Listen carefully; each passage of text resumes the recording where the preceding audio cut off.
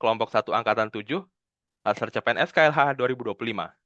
Di sini, kami ingin menampilkan seorang role model, panutan kami terkait core value berakhlak dari internal KLH BPLH. Beliau adalah Menteri Lingkungan Hidup Kabinet Merah Putih, Pak Hanif Faisal Nurrofik. Sebelum kita berdiskusi tentang pengalaman core value berakhlak yang beliau tunjukkan dalam pekerjaan beliau, terlebih dahulu kita mengetahui sepak terjang beliau sebagai Menteri Lingkungan Hidup. Mari kita saksikan bersama video singkat aktivitas terkini Pak Hanif Faisal Nurrofik sebagai Menteri LH. Hanif Faisal Nurrofik, Menteri Lingkungan Hidup, lahir pada 21 Maret 1971, kini menjabat sebagai Menteri Lingkungan Hidup dalam Kabinet Prabowo Gibran. Sebelumnya, ia memiliki pengalaman panjang di bidang kehutanan dan lingkungan hidup. Hanif menyelesaikan pendidikan di bidang kehutanan di UGM dan melanjutkan studi doktoralnya di Universitas Brawijaya.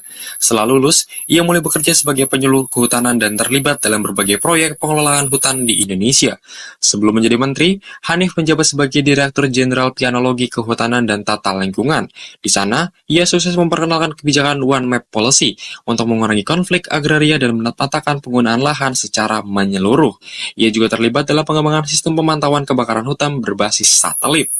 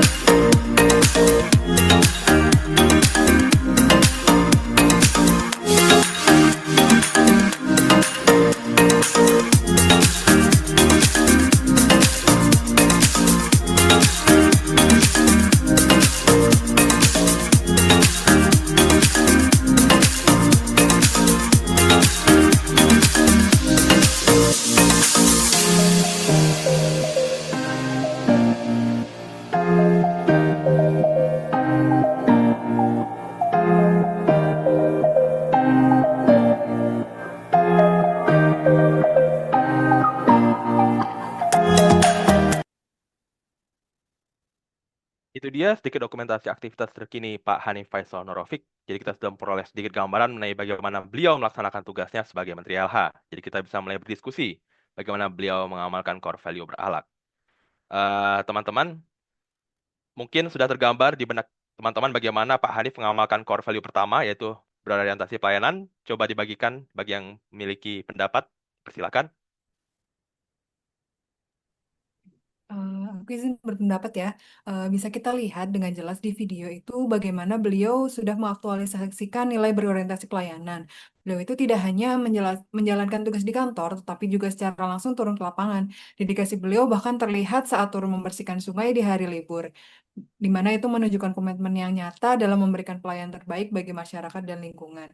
Secara keseluruhan, Pak Hanif sudah menjalankan nilai berakhlak dengan sangat baik, terutama dalam aspek pelayanan yang berdedikasi dan bertanggung jawab. Itu aja sih. Jawaban yang luar biasa. Jadi itu yang pertama. Yang kedua adalah pengaman core value akuntabel. Teman-teman yang mungkin memiliki pendapat terkait pengamalan core value tersebut, dipersilahkan. Aku ingin izin memberi pendapat aku tentang core value akuntabel. Itu terkait yang baru salah satu kita lihat di video tadi, itu ada tentang refleksi 1 tahun di KLH. Nah, dari refleksi itu sebenarnya kita bisa lihat gimana Pak Menteri itu menunjukkan nilai akuntabel dengan cara bertanggung jawab, yaitu memastikan setiap program dan kegiatan yang dilakukan itu berjalan tepat sasaran dan memberi manfaat nyata bagi masyarakat. Itu aja sih dari aku. Oke, jawaban yang mantap terkait core value akuntabel. Kemudian berikutnya ini adalah core value kompeten. Menurut teman-teman, kira-kira dari video tadi, apa yang bisa kita anggap mewakili core value kompeten? Silakan. Saya untuk teori kompeten itu yang pertama harus pahami bahwa dasarnya luas sarjana kehutanan dan sekarang beliau menjadi masuk ke menteri lingkungan hidup. Jadi menurut saya beliau selalu untuk mencoba menambah kompetensi beliau, untuk menambah ilmu beliau, apalagi beliau sekarang sedang menulis tentang radioaktif, mengenai sampah dan berbagai macam bentuk bencana lingkungan hidup lainnya. Jadi soal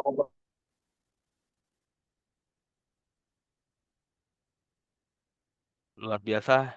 eh Memang dari awal, dari bahkan sebelum menjabat, sudah terlihat kompetensinya, bahkan sampai sekarang dengan berbagai bidang yang ditangani oleh beliau.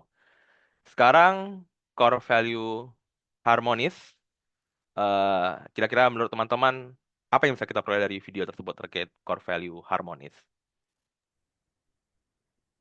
Nah, dari acara refleksi kinerja KLH tersebut juga terlihat nilai harmonis, di mana pada acara refleksi tersebut terlihat menjadi momen kedekatan para pegawai mulai dari jabatan yang paling tinggi hingga staf. Di acara tersebut pun terlihat momen interaksi hangat antara Menteri Hanif dan para pegawainya. Oke, itu tadi adalah harmonis, jadi sekarang kita ke loyal. Kira-kira apa yang bisa diamati dari kegiatan-kegiatan tadi terkait dengan core value loyal?